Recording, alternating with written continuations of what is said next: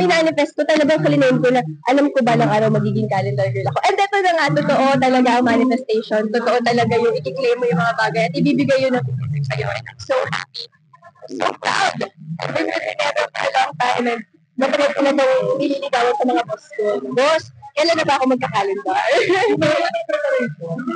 Hindi naman. Actually, ayoko kasi na parang sobrang nag-over-prepare ako. I still want to be myself. I still want to look like myself.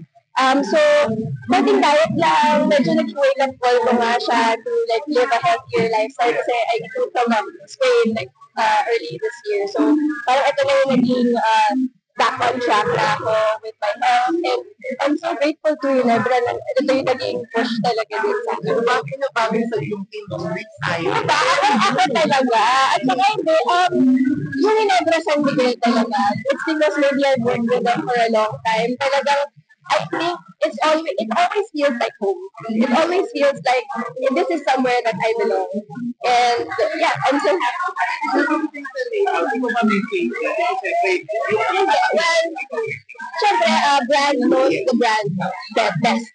And ako, I know the brand and I trust the brand as much as the brand trusted me.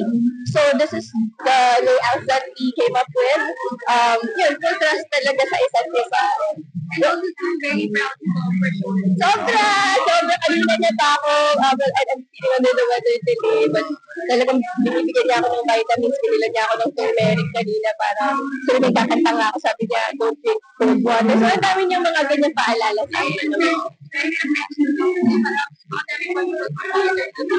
That's right. So, well, hindi ko siya ganun ka, like, totally, I'm for it. But, you know, it's something that I really want. Hindi siya nakinig sa mga bagay na gusto ko. At saka talaga sa partner sa